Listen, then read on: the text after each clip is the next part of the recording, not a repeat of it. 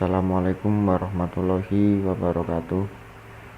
Kami dari kelompok 1 mata pelajaran HAM dan Gender akan memaparkan materi kelompok kami dengan tema korelasi antara Undang-Undang Nomor 11 Tahun 2005 dengan UUD 1945 hasil amandemen keempat beserta undang-undang sejenisnya dan implementasinya dalam kehidupan masyarakat.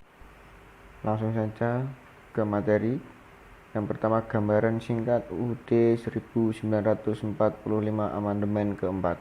Amandemen keempat UUD 1945 dilakukan dalam sidang tahunan MPR pada tanggal 1 sampai 11 Agustus 2002 dan disahkan pada tanggal 11 Agustus 2002. Terdapat 2 bab dan 13 pasal yang diubah pada amandemen ini, yakni Pasal 2, Pasal 6A, Pasal 8, Pasal 11, Pasal 16, Pasal 23B, Pasal 23D, Pasal 24, Pasal 31, Pasal 32, Pasal 33, Pasal 34, dan Pasal 3. Adapun bab yang diamandemen adalah bab 8 dan bab 14. Gambaran singkat Undang-Undang Nomor 11 Tahun 2005 tentang hak-hak ekonomi, sosial, dan budaya merupakan undang-undang yang dibuat sebagai wujud pengesahan International Covenant on Economic, Social, and Cultural Rights yang kemudian resmi diratifikasi ke dalam sistem perundang-undangan di Indonesia pada tahun 2005. Undang-Undang Nomor 11 Tahun 2005 berisikan 2 pasal. Pasal 1 berisikan pengesahan dan pernyataan salinan naskah asli Konvenan Internasional tentang hak-hak ekonomi, sosial, dan budaya, dan pasal 2 mengenai mulai diberlakukannya UU Nomor 11 Tahun 2005. Dalam naskah UU Nomor 11 Tahun 2005 juga dicantumkan penjelasan mengenai satu sejarah lahirnya Konvenan Internasional tentang hak ekonomi, sosial, dan budaya sipil dan politik. Yang kedua, pertimbangan Indonesia untuk menjadi pihak pada Konvenan Internasional tentang hak ekonomi, sosial, dan budaya sipil dan politik. 3. Pokok-pokok isi Konvenan Internasional tentang hak ekonomi, sosial, dan budaya.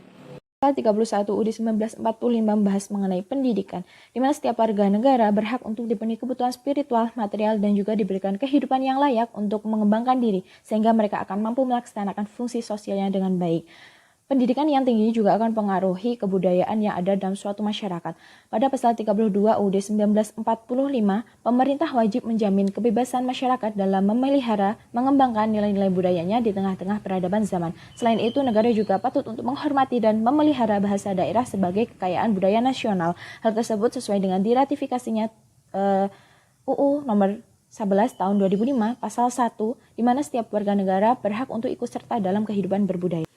Pada bab 14 UUD 1945, pasal 33 menjelaskan bahwasannya perekonomian nasional diselenggarakan berdasar asas demokrasi ekonomi dengan prinsip kebersamaan, efisiensi, berkeadilan, berkelanjutan, perluasan lingkungan, kemandirian, serta dengan menjaga keseimbangan, kemajuan, dan kesatuan ekonomi nasional. Hal tersebut berkaitan erat dengan pasal 1 UU nomor 11 tahun 2005, yang mana dalam dokumen asli International Covenant on Economic, Social, and Cultural Rights terdapat dalam pasal 6, pasal 7, dan juga pasal 8.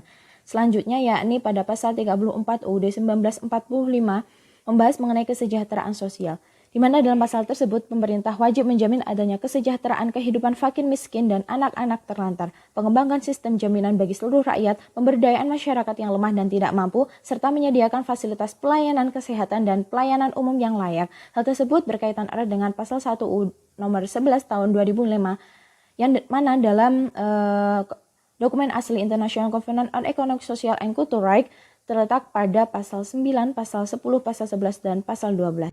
Peraturan perundang-undangan lainnya yang merujuk kedua peraturan tersebut antara lain Undang-Undang Nomor 25 Tahun 2009 tentang Pelayanan Publik, Undang-Undang Nomor 11 Tahun 2009 tentang Kesejahteraan Sosial, Undang-Undang Nomor 13 Tahun 2011 tentang Penanganan Fakir Miskin, Undang-Undang Nomor 40 Tahun 2004 tentang Sistem Jaminan Sosial Nasional, dan Pasal 1 Ayat 12 Undang-Undang Nomor 6 Tahun 2014 tentang Desa, yang mana semua undang-undang tersebut merujuk pada Pasal 34 Undang-Undang Dasar 1945 tentang Kesejahteraan Sosial dan Undang-Undang Nomor 11 Tahun 2005 tentang Hak Sosial.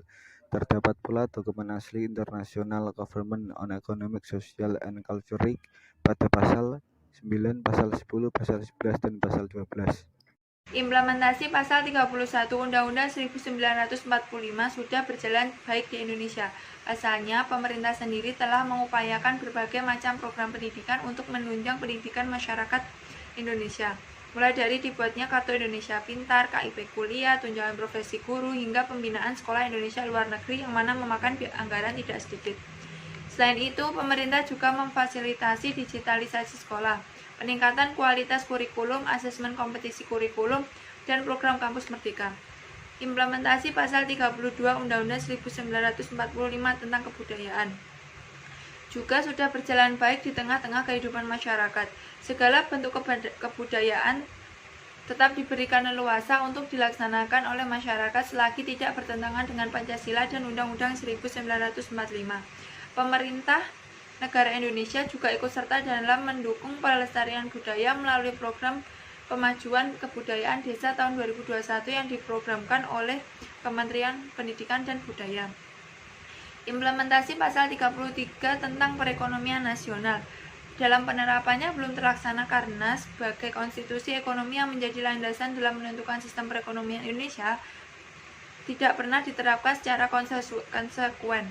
Bahkan sejak awal kemerdekaan, pasal 33 telah mengalami berbagai penafsiran, pada akhirnya berujung pada perubahan atau amandemen Undang-Undang 1945.